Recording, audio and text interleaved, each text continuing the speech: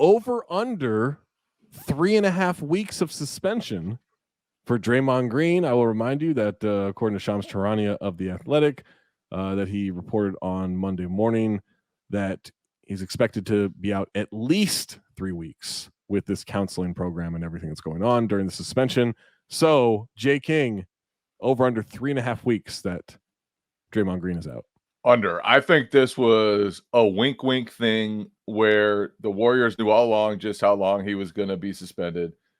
And the NBA basically told him, go along with this and have him go through the proper steps to come back to the court. But this will be a certain number of games. And the fact that now the 3 weeks number is out, it's going to be 3 weeks on the dot. He'll be back then and playing basketball again. And hopefully not smacking people or choking people. Yeah, I'm sure that'll solve it. Josh. Under, but I think the real over-under is over-under 4 weeks until he is suspended again or does something to get himself kicked out of a game again. Under. I think so. I do think he genuinely learned a lesson. Like, do you think this was like an actual learning opportunity for him, that for some reason this is the time after being in the league for, what is it now? 13 years, 13 years. This is the thing that has now changed who Draymond Green is as a person and a player. That's all he needed was this one. This was his wake-up call. Let me bring you to the world of Bar Rescue, right? You know that show Bar Rescue? Oh, absolutely. I've seen. Do I know Bar Rescue? That is a brilliant show. There's an episode where there's a bar in New York where there's like a lot of violence happening outside the bar and everything. Mm-hmm. And it's owned by 2 former boxers. I remember that one. And one of the boxers yes, I remember is him. Severely alcoholic. Like has a real drinking That's problem. I feel like 60 to 70% of Bar Rescue episodes. Absolutely. Taffer comes in there. John Taffer, the host, comes in there, rescues the bar, shuts it down, rescues the bar, has them wearing suits, tells them to stop drinking, and like 2 days later they reopen after the stress test, and he's in the suit. He's like, yeah, I'm good. I'm cured. Yes. That's not how alcoholism works. That's not how addiction works. That's not how counseling works. Taffer. No, that's just not how it works. And so if Draymond Green truly has these deep-seated issues that are causing violent behavior the way that I am to believe based on what the suspension and what the counseling is, I'm sorry, it takes more than 3 weeks of counseling to do this.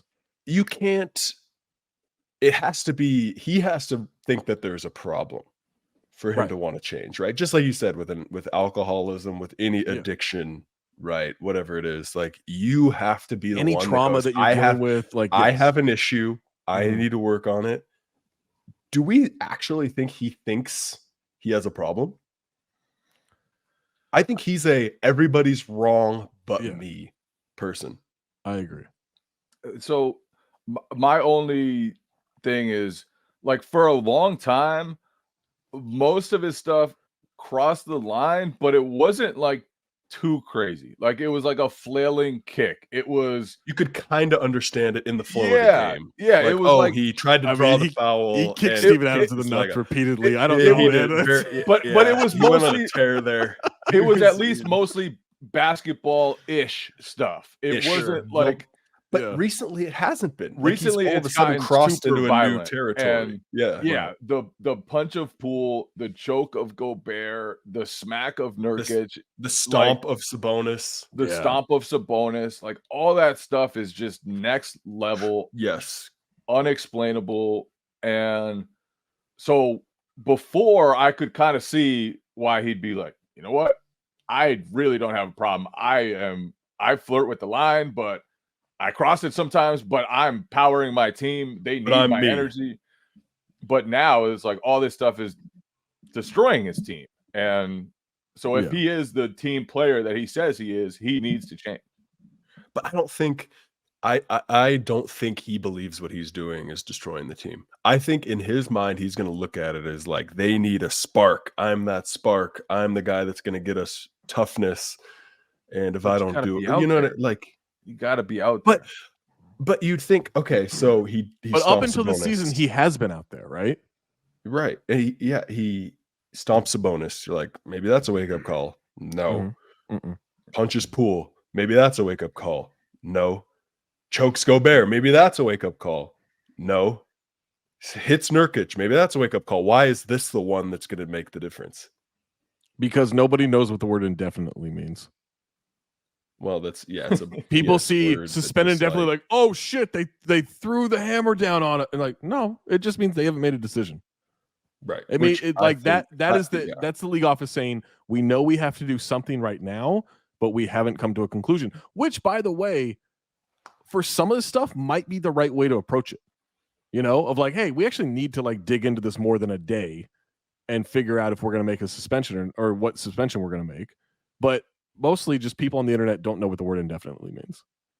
But I think a number carries more weight. I think I agree. Saying he's suspended 15 games. Yeah.